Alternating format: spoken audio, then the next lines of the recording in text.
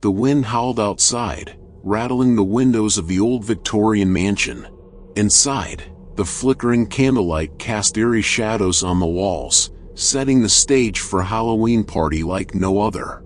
A group of friends had gathered for a night of spooky fun, unaware of the chilling events that awaited them. Laughter and chatter filled the air as the guests arrived in their costumes, witches, vampires, and monsters of all kinds. The host, Emily, welcomed everyone with a nervous excitement.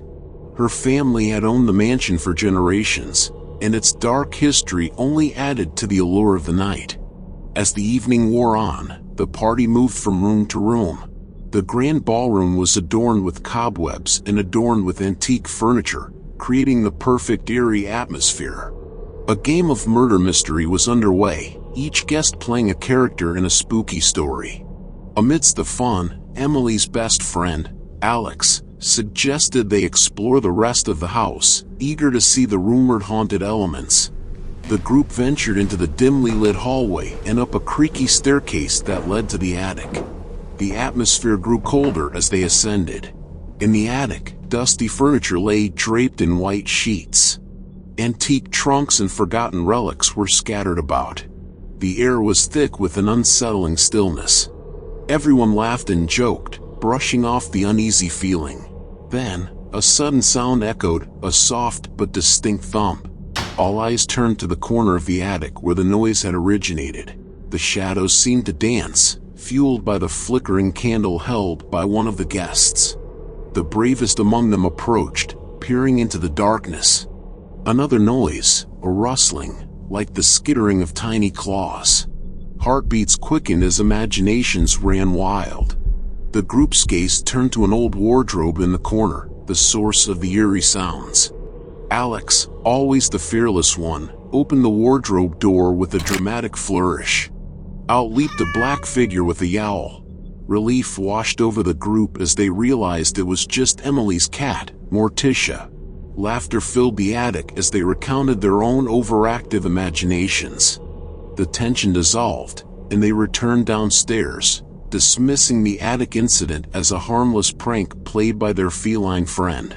Back in the warmth of the party, they continued their Halloween celebrations. Little did they know, this was just the beginning of the spine-chilling events that would unfold throughout the night. As the night wore on, the party reached its peak. The mansion's corridors echoed with music and laughter, the guests dancing and enjoying themselves. The earlier scare in the attic seemed like a distant memory, lost in the excitement of the festivities. But as the clock struck midnight, a sense of unease began to settle upon the mansion. The temperature dropped, and a cold mist seemed to creep through the rooms. Emily and Alex exchanged uneasy glances, feeling a change in the atmosphere. The group decided to play a game of light as a feather, stiff as a board in the dimly lit parlor. They formed a circle around one of the guests lying on the floor, fingers placed delicately under their body. Chanting softly, they lifted their friend with unexpected ease, nervous giggles escaping them. Suddenly, a loud crash reverberated from the hallway. The circle broke, and everyone turned towards the source of the noise. Another crash followed, then another, as if something was moving with purpose down the corridor. The music had stopped, and an unsettling silence filled the room. Heart pounding, Emily led the group to investigate. The corridor was shrouded in darkness, broken only by the flickering light of a single candle. The crashing sounds grew louder, and panic set in. They reached a door that led to the attic, the same attic that had been the source of their scare earlier. Summoning their courage, they pushed open the door and climbed the stairs to the attic. The candle's feeble light revealed that everything was in disarray. The trunks had been overturned, the white sheets thrown aside, and Morticia was nowhere to be seen.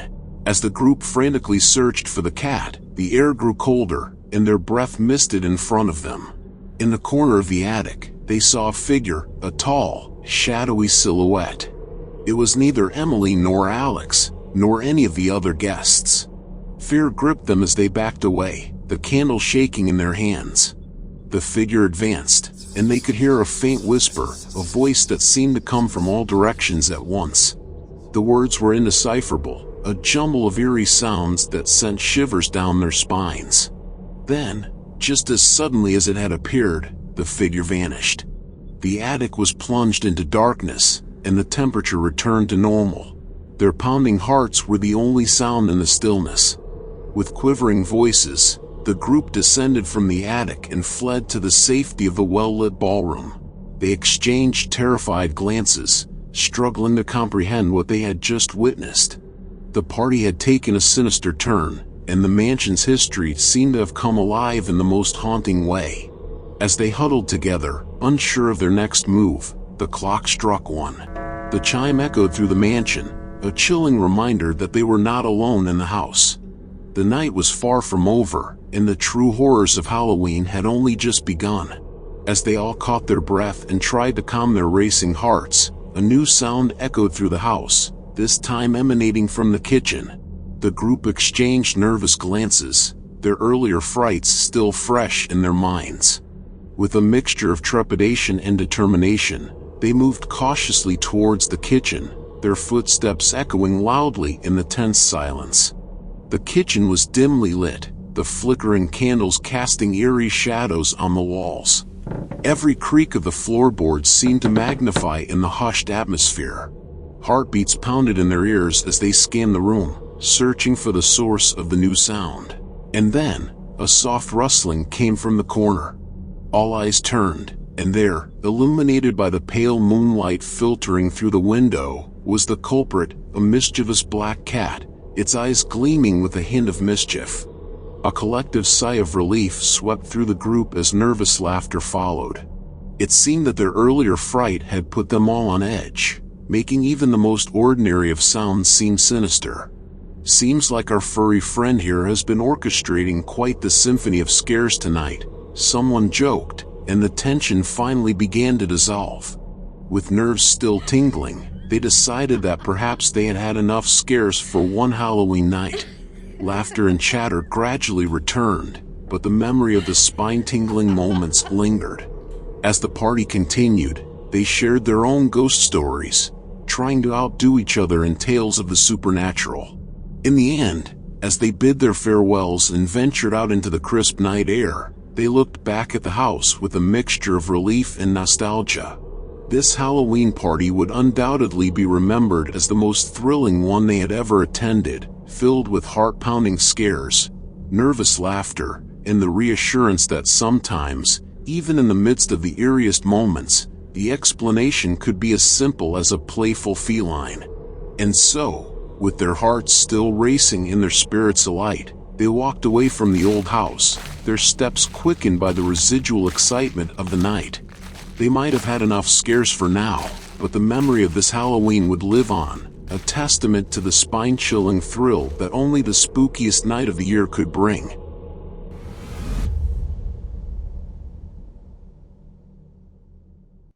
The moon hung low in the ink-black sky, casting an eerie glow over the old Victorian mansion where a Halloween party was in full swing.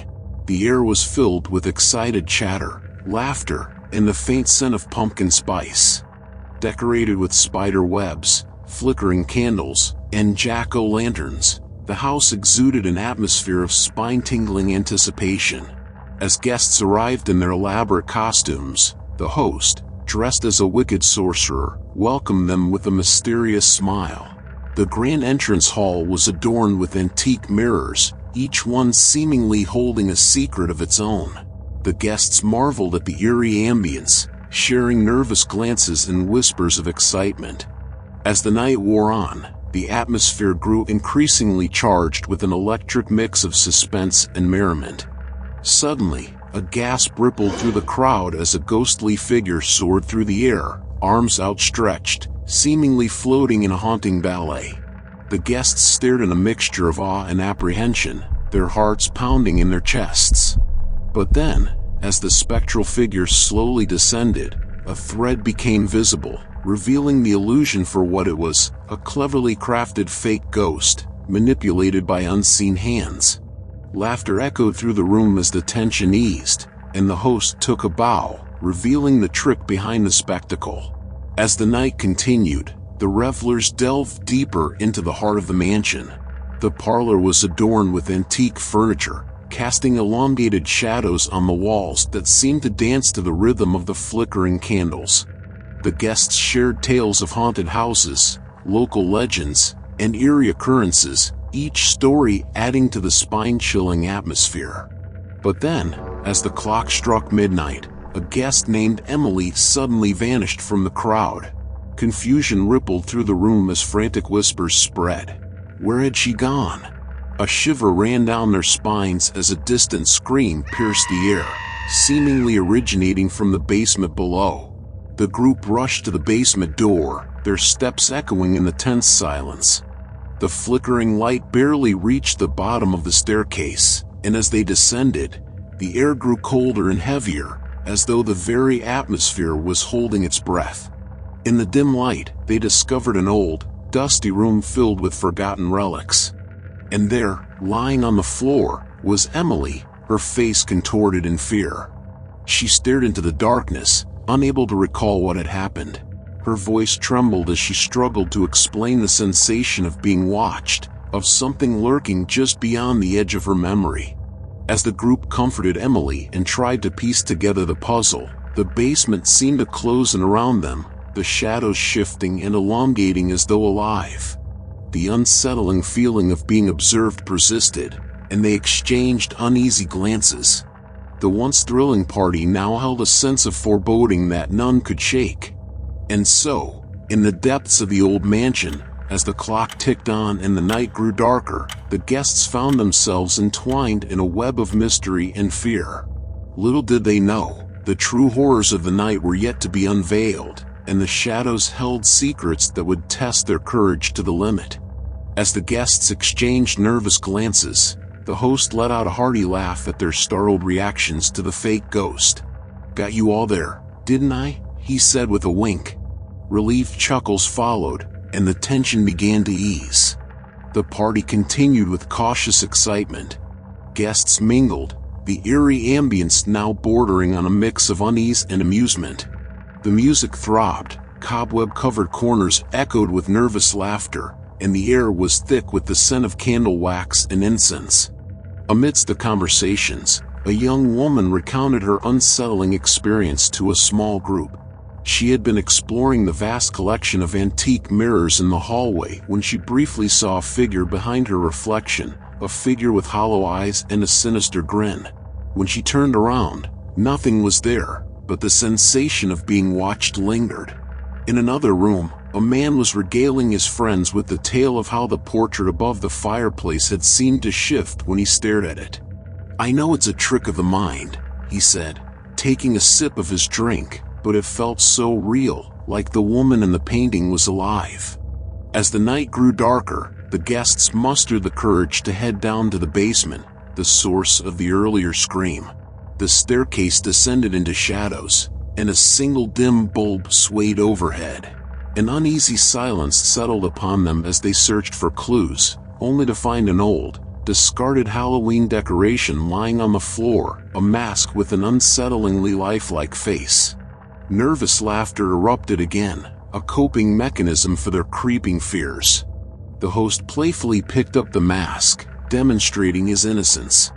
"Just a bit of fun, everyone," he proclaimed, yet even his voice couldn't mask a hint of anxiety. With the group reassembled in the living room, the atmosphere shifted once more. A guest who had been missing earlier suddenly reappeared, swaying slightly and looking utterly disoriented. His clothes were dirted, and his face was pale.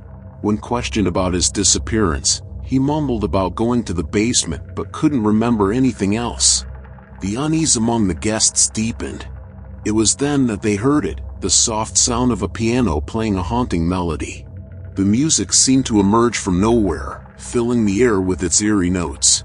The guests exchanged nervous glances, trying to locate the source, but the music seemed to echo from all directions. With bated breath, they followed the music, its melody leading them to a room they hadn't explored yet, the study. The door creaked open, revealing a scene that sent shivers down their spines. The room was adorned with vintage instruments, including an old piano with keys moving on their own, producing the ghostly tune. As the guests stood frozen in fear and fascination, a flicker of movement caught their eyes. From the corner of the room, a shadowy figure emerged, its form shifting and swirling like smoke. The gasps and screams that followed were punctuated by nervous laughter, the lines between terror and amusement blurring in the dim light. Suddenly, as the tension reached its peak, the figure dissipated into thin air. The music stopped abruptly, plunging the room into silence once more. Shaken and trembling, the guests exchanged incredulous looks. It took a moment for them to realize that the host was once again chuckling, this time with a mixture of triumph and relief. "Another trick, my friends," he exclaimed, stepping into the room and revealing a hidden projector that had been casting the shadowy figure. "I must admit, I've thoroughly enjoyed watching your reactions." As the adrenaline slowly subsided and the guests regained their composure, they found themselves laughing along with the host. The night had been a roller coaster of frights and thrills, and they were all in on the elaborate ruse. With newfound camaraderie, they continued the party, dancing and sharing stories late into the night. But just as the tension seemed to have completely dissipated, a new sound emerged from the kitchen, a low, guttural growl followed by the clatter of pots and pans. All eyes turned toward the kitchen doorway, dread creeping in once again. A drunk guest came out, looking entirely unfazed by the commotion he had caused. The tension shattered into relieved laughter as the guests realized the source of the disturbance. "I guess our imaginations are really getting the best of us tonight," someone remarked, their voice still tinged with lingering unease. And so, the decision was unanimous. They had experienced enough scares for one night. With nervous chuckles and half-joking glances, they agreed to remember this Halloween party as the eeriest and most unforgettable one they had ever attended. As the clock struck midnight, the party began to wind down. As they dispersed into the night, the guests couldn't help but glance back at the house, one that had transformed from a place of comfort into a realm of spine-tingling tricks and delightful frights. And as they walked away, the echoes of their laughter and heartbeats seemed to linger in the air, a reminder of the unforgettable Halloween they had shared.